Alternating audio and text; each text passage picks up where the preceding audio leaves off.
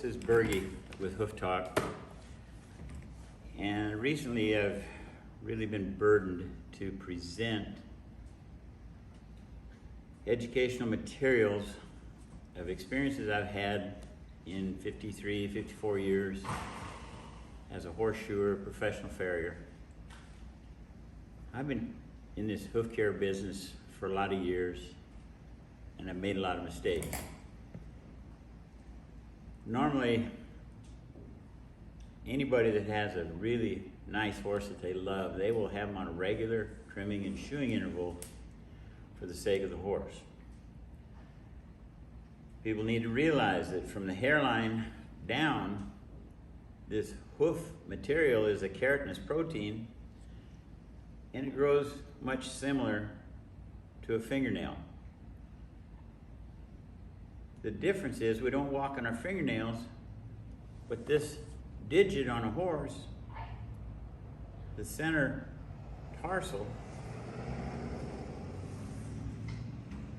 this digit on a horse has developed, and it's a keratinous protein capsule encompassing a bone, and the bones go to the skeletal system. So people don't realize that hoof is continually growing. It's a living organism. So if you protect the foot, you support the foot, and you're using the horse, you need to be a good steward, and at a certain amount of time, remove the protection, shorten the foot, and go. If you leave a horse shod too long and that foot grows too long, the heels slope forward, so the longer the heels get, the more this base is creeping out in front of the leg.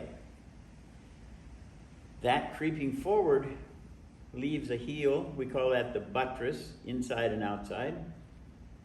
A horse will travel, front leg will break over the toe, extend, and you have this fulcrum. If he extends as far as he can, lands on the heels, he hyperextends, he'll pull his suspensory apparatus, bow a tendon, tear something up.